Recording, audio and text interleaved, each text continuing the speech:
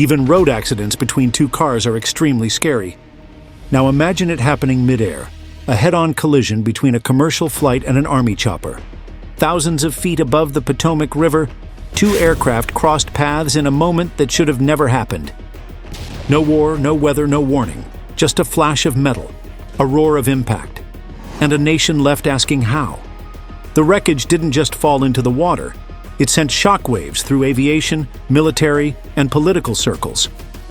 This wasn't just an accident, it was a failure stacked on failure. And the truth? That's terrifying. January 29, 2025, in the evening of Washington, D.C., there was a familiar hum of aircraft moving in and out of Reagan National Airport. American Airlines Flight 5342, a CRJ-700, was making its descent, gliding towards runway 1. The pilots made contact with air traffic control at 8:43 p.m. But there was a sudden change in plans. Reagan's tower asked if they could switch to runway 33 instead. The pilots agreed without hesitation, as it's a simple request, a routine adjustment. They were cleared to land, but not far away in the same airspace. Little did they know that there was another aircraft in motion.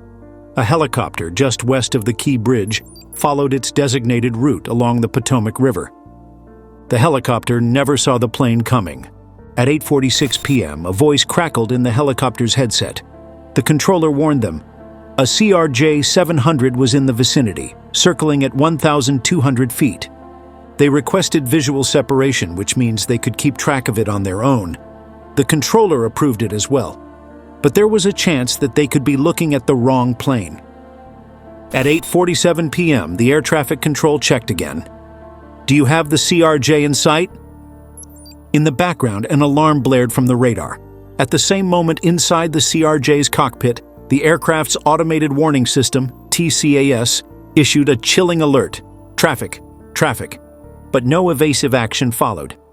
The pilots didn't climb. They didn't dive. Because they couldn't. TCAS advisories were disabled at low altitudes to prevent sending aircraft into the ground. Plus, there was no automatic escape route. And all these things happened in just 3 seconds. Then came the final warning, just 17 seconds before the impact. The controller gave the helicopter an explicit order: pass behind Flight 5342. But exactly in that critical moment, very coincidentally, one of the helicopter crew members pressed the mic to respond. For 0.8 seconds, their transmission overlapped with the controller's words. The most important part of the instruction, pass behind, may never have reached them. This was nothing but an extreme and accidental coincidence. They thought they knew what to do. They confirmed the sight of an aircraft. They also requested visual separation again. In the cockpit of the helicopter as well, the instructor pilot believed the controller wanted them to shift east towards the riverbank. Meanwhile, it was 7 seconds before the impact. The CRJ, finishing its final turn, lined up perfectly with runway 33. Then, just 1 second before the impact, the nose of the jet lifted slightly, the elevators pushing to their maximum upward tilt. And suddenly, at exactly 8:47:59 p.m., both planes, the Blackhawk helicopter and the CRJ-700 passenger jet, got into a devastating, life-threatening collision in midair. The sky above Washington, D.C. lit up like a fireball. The Blackhawk erupted in an instant with a bright explosion against the dark sky, and flipping upside down, it crashed nearby. And the CRJ-700 twisted violently, losing control. Passengers inside had mere seconds to process what was happening before the aircraft spiraled. The left wing sheared apart, and everything was destroyed in seconds. Rescue teams arrived within minutes, but there was no hope. By 2:50 a.m., not a single survivor had been found. But the real horror wasn't just the crash itself. It was what this meant. This was the first major commercial air disaster in the U.S. in nearly 16 years. But how did it happen? The Blackhawk was hovering at 278 feet, its mission classified, its route precise. On the other hand, the CRJ-700 was on final approach, cruising at 128 miles per hour, minutes away from landing. The plane disappeared into the freezing waters of the Potomac after the fatal crash. Fireboats and divers plunged into the near-freezing water. The search was brutal, ice, wind, darkness, but as the hours dragged on, hope faded. By the morning of January 30th, the operation shifted. They were no longer searching for survivors. They were pulling out bodies. The crash echoed the 1961 tragedy that wiped out the U.S. team. This flight, the largest group since then, vanished without warning. Among the dead were world champions Evgenia Shishkova and Vadim Naumov. Their son, Maxim, survived, and later skated a heartbreaking tribute. The loss reached beyond skating. Union workers, students, a civil rights lawyer, foreign nationals. The FAA restricted airspace. PSA retired the flight number. 2 airport staffers were arrested for leaking crash footage. But it remained a mystery. What really happened to Flight 5342? It happened fast, too fast for anyone to react or air traffic controllers to intervene. One moment they were 2 separate flights on routine missions. The next, they were on a collision course with disaster. So to understand the situation better, we need to look at this from the beginning. Before the crash happened, the Flight 5342 was cruising smoothly, a Bombardier CRJ-700 jet that had taken off from Wichita, Kansas, bound for Washington, D.C. It was part of a newly established route, one that had finally given Kansas travelers a direct connection to the East Coast. For years, they had to drive across state lines to catch long-haul flights. On board were 60 passengers and 4 crew members, all expecting a routine flight. The captain, Jonathan Campos, had nearly 4,000 flight hours under his belt. His first officer, Samuel Lilly, was experienced too, almost 2,500 hours in the air. There have been no distress calls and no weather issues, just a standard flight on a clear night. But there was another aircraft in the sky, one that wasn't following a commercial flight path. It was a U.S. Army Sikorsky UH-60L Blackhawk, call sign PAT-25, which was flying out of Davison Army Airfield. It was part of something much bigger than a simple training mission. This Blackhawk was a key component of the Continuity of Government Plan, a classified protocol designed to ensure that top officials could evacuate Washington in an emergency. But that night it wasn't carrying senior officials. Instead, it was on a routine night vision training flight. Captain Rebecca Loback was at the controls undergoing an annual evaluation. Chief Warrant Officer 2. Andrew Eves was monitoring, acting as the instructor, and Staff Sergeant Ryan O'Hara, the crew chief, was in the back. They were all experienced, focused, and following protocol. Still, despite all their expertise and checks and balances, something was about to go terribly wrong. The paths of these 2 aircraft were converging, and no one, neither the pilots nor the controllers nor the advanced systems designed to prevent mid-air collisions, seemed to notice in time. And then it happened, due to a split-second miscalculation, a failure of communication, a maneuver that should have worked but didn't. Most importantly, the real reason started from something else quite long ago.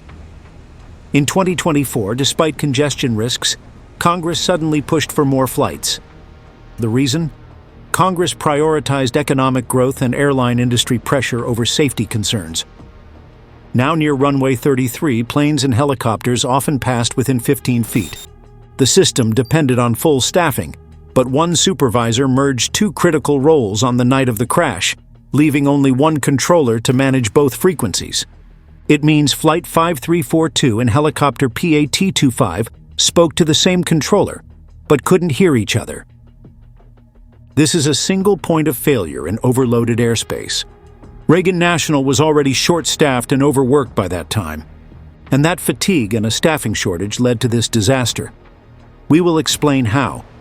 Investigators descended on the wreckage within hours of the crash. The NTSB, FAA, the U.S. Army, and even the FBI were on the scene, combing through the charred debris, desperate for answers. Everyone's initial thought was that it would be a terrorist attack. But FBI ruled out terrorism right off the bat, but that only deepened the mystery. If this wasn't an attack, then how did a commercial airliner and a military helicopter end up in the same deadly airspace at the same moment? The black boxes held the truth only if they had survived. And late that night came a breakthrough. The flight recorder from the PSA jet was found buried in the wreckage. It was rushed to the NTSB's lab, its data still intact. The next morning, another chilling discovery. The helicopter's recorder was also recovered from the river. Now investigators had two pieces of the puzzle. However, when they played back the recording, something didn't add up. The helicopter had been flying at 278 feet too high. Because Reagan National had strict altitude limits for that route, capping helicopters at 200 feet. Then why was it above the limit? The flight data should have answered that, but it didn't. The barometric altitude reading was missing. Was it deleted or corrupted? Or had something else prevented the crew from knowing exactly how high they were? All these remained a mystery. But then came another disturbing discovery. The Blackhawk's Automatic Dependent Surveillance Broadcast System, or ADSB, wasn't transmitting. This system sends precise real-time location data, crucial for avoiding mid-air collisions. Why was it off? Did the system fail or had someone shut it down? But the real shock came from the helicopter's cockpit recordings. 2 minutes before impact, a crucial transmission about the PSA jet's movements wasn't acknowledged. Then, just 17 seconds before the collision, as we mentioned earlier, that one air traffic controller, who was the only working personnel that night, was mid-sentence, instructing the helicopter crew to pass behind when their own transmission cut him off.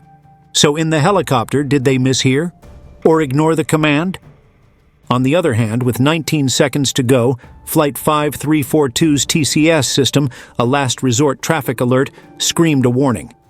1 second before impact, the jet pitched up sharply, as if the pilots had seen the helicopter at the last moment and tried to avoid it. So let's get this straight. It was a busy and narrow airspace corridor. It takes multiple controllers to navigate air traffic smoothly without any hazard.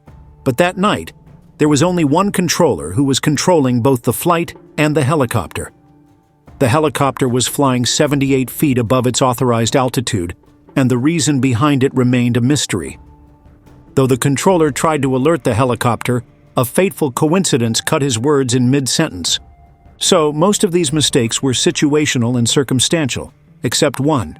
Why making such a narrow airspace when it's busy? Well, turns out there's this thing called Route 4. It's a flight path for helicopters skimming along the eastern edge of the Potomac River, just 200 feet above ground. And right next to it was runway 33. That's where planes come in to land. Now imagine if a helicopter flies even slightly off the river, or a plane comes in just a bit lower than usual because of landing. The distance between them shrinks to as little as 75 feet. That's barely the height of a 7-story building. In the air, that's practically nothing. One wrong move just 75 feet off and hundreds of lives could be gone in seconds. What's even more striking is that there are no clear boundaries for helicopters to follow on Route 4. There's no strict instructions on how close to the shoreline they can go, so some choppers drift a little, some pilots dip a little. For example, this Blackhawk helicopter went 78 feet above its scheduled altitude. So what did the NTSB, National Transportation Safety Board, do about it later? They finally sounded the alarm, loud and clear. On March 11, 2025, they released a report and 2 urgent recommendations to the FAA. Shut down Route 4 during runway 33 landings. It's just too risky. But why didn't the FAA do this sooner? Because the data was already there. As investigators dug deeper, they started noticing a pattern. Similar near misses kept happening again and again. The reasons were same: tight airspace, poor coordination, outdated procedures, and worst of all, warnings ignored. Plus, air traffic was getting more crowded for years. On the other hand, helicopters for news, medical emergencies, private charters, VIP transport, all weaving through the same sky as commercial jets packed with passengers. So why did they wait until after a deadly mid-air collision? That's the question that has everyone furious, including NTSB Chair Jennifer Homendy. Now, the case of this route has been sorted, but just think about it. How many more tight airspaces are out there? How many other flight paths are playing Russian roulette in the sky like this and waiting for a lethal collision to happen? Share your thoughts in the comments below. And if you like this video, give it a thumbs up. Remember to subscribe to the channel as well. See you soon in our next.